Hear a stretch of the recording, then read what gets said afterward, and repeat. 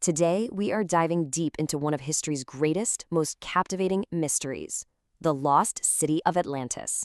You know the story, a perfect island civilization just gone, swallowed by the sea.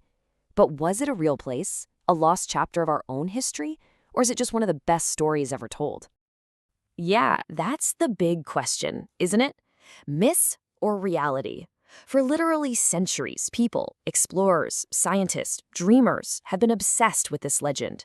So let's you and I do a little investigating and see what the evidence actually says.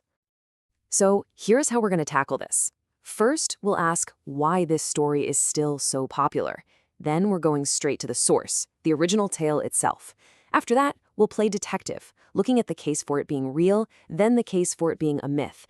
And finally, we'll wrap up with the incredible legacy of this legend. All right, first up, the enduring question. I mean, seriously, what is it about a 2,400-year-old story that still just grabs us?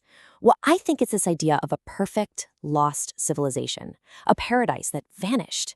It kind of taps into this deep curiosity we all have about where we came from and what we might have lost along the way. But to really understand this whole thing, we've got to go back, way back. So let's jump into part 2, the original tale. We're going right to the source. And get this, every single thing you have ever seen or read about Atlantis, every movie, every book, it all comes from just one source, the Greek philosopher Plato. He wrote about it in 2 of his dialogues way back around 360 BC. Before him, nothing, not a single mention of Atlantis anywhere. And this quote is where it all begins.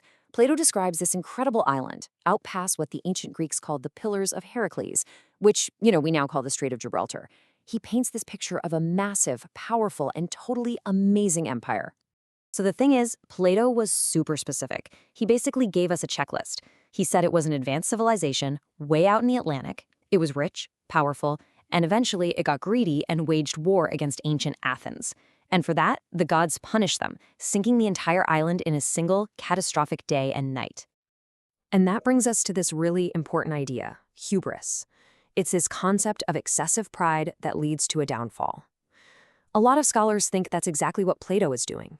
He was a philosopher, after all. He was probably just creating a cautionary tale, using this fictional city of Atlantis to warn against the dangers of arrogance and power. But what if it wasn't just a story? I mean, what if Plato was basing it on something real? That brings us to our third section, the case for reality.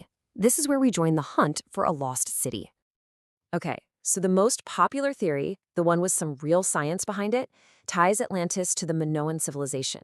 These were incredible people who lived on the islands of Crete and Thera, which we now call Santorini, about 1,000 years before Plato was even born. And their civilization was wiped out by a volcanic eruption of almost unimaginable size. Now, this is where things get really interesting. Just look at the parallels. Plato described an advanced seafaring culture, so were the Minoans. He said they were rich and powerful. The Minoans had a huge trading empire. Atlantis was destroyed by a catastrophe and vanished into the sea. The island of Thera was literally blown apart by a volcano, and its center collapsed into the ocean.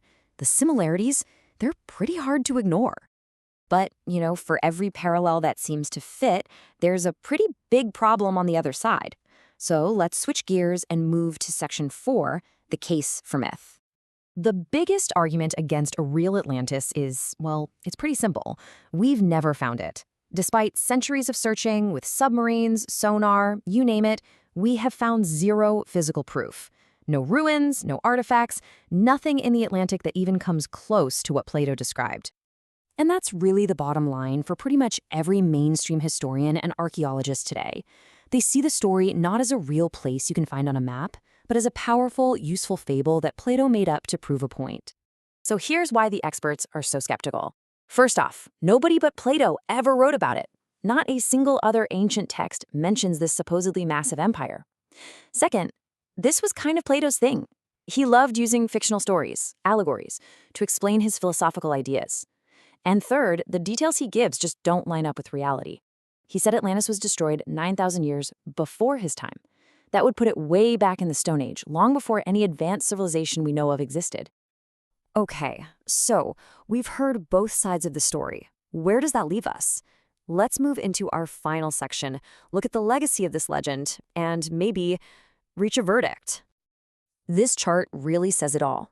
While there are still some true believers out there searching for a real physical Atlantis, the vast majority of experts, we're talking 95% or even more, are convinced it was a philosophical allegory, a brilliant story created by one of the world's greatest thinkers.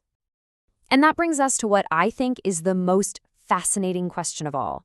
If it's almost certainly not real, why are we still so obsessed with it? Why does this legend have such a powerful, unshakable grip on our imagination? Because the power of Atlantis isn't really about a place. It's about what it represents to us. It's the dream of a lost golden age, a perfect world we wish we could find. It's a timeless warning about what happens when power and pride go unchecked.